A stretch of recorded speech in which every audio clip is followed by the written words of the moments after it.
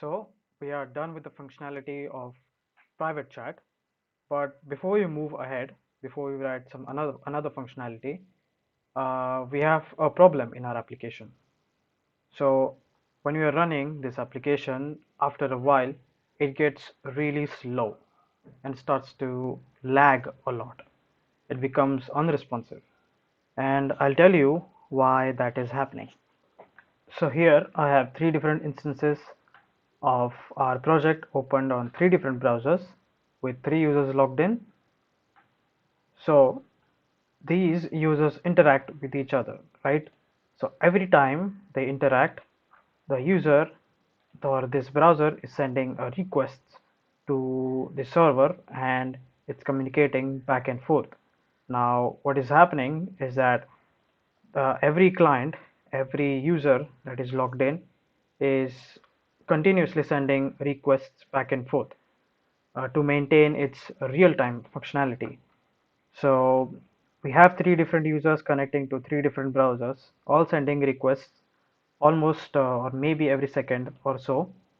So this takes a lot of load on our server, and we only have a single instance or a single thread running of our node server. So that is where our problem lies.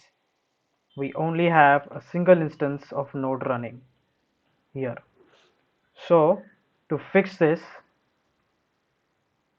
we need to implement multi-threading, where we can have multiple instances of our node server to balance the load which we are getting, balance the requests that the user is sending us.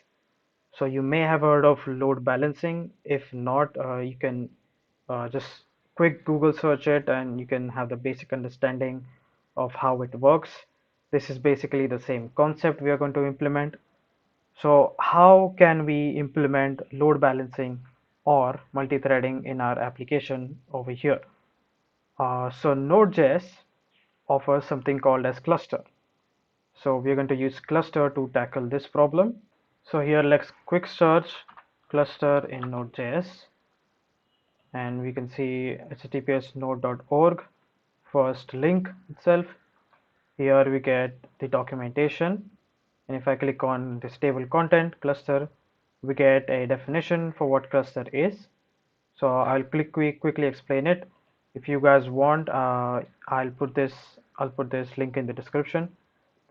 Read it out. It's pretty important to understand what this concept is if you're implementing this, because this video is not going to be uh, in-depth analysis or explanation of what this is. I'm just quickly going to overview what this is going to perform and how we're going to use this in our application. So a single instance of Node.js runs a single thread. That is what we have currently. We have a single thread, we have a single instance of Node.js which is running a single thread. To take advantage of multi-core system, uh, translation to multi-threading, to use to take advantage of multi-threading system, the user will, that means us, sometimes need to launch cluster of Node.js processes to handle the load. So we need to launch more processes, more instances of our server to handle the load, to process the requests that our client is sending.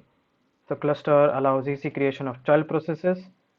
This is a basic format. As you can see, it's creating cluster, it's getting the CPU length. Now you can define something like 4 or 5 number of CPUs. So here fork workers are created, cluster.fork. That is how fork workers are created. So basically you have something called as primary server, or in this case would be a master server or workers, sorry, master servers and workers. So basically all this creates is a master process and a bunch of worker processes. As you can see, running this will get this. It creates it created four workers. So how it works, this will explain a lot. Go through it. So the cluster module supports two method of distribution incoming connections. So the first one is a round robin approach where the primary process, which is going to be our master process, listens to a port, accepts new connection, and distributes them to the workers in a round robin fashion. Some built-in smarts to avoid overloading a worker process.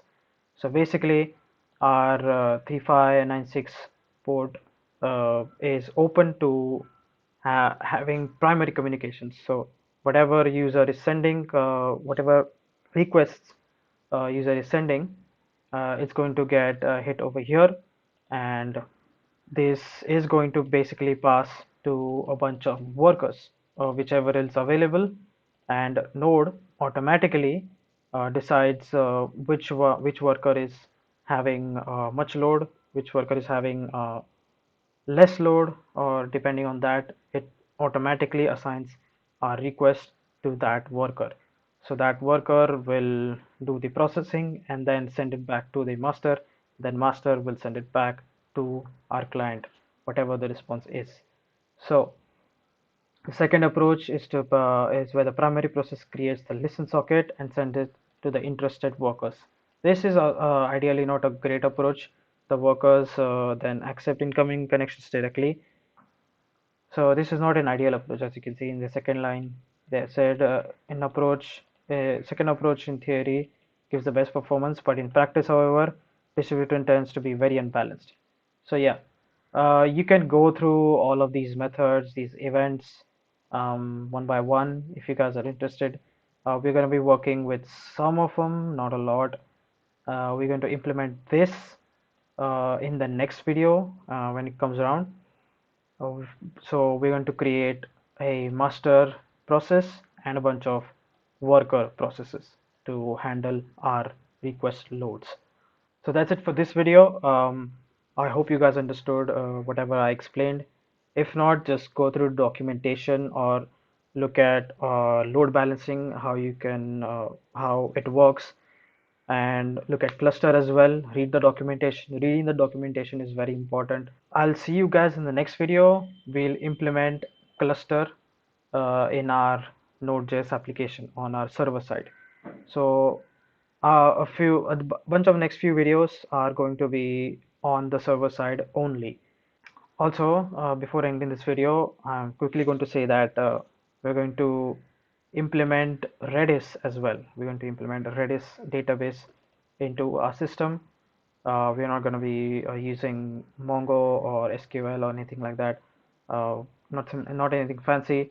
I want to use Redis because it's fast and it's easy to implement in this scenario. We're going to replace this in-memory storage to actual Redis storage. So more of that in later videos. For now, in the next video, I'm going to show you guys how we can build cluster, how we can implement cluster. So I'll see you guys in the next video. Bye.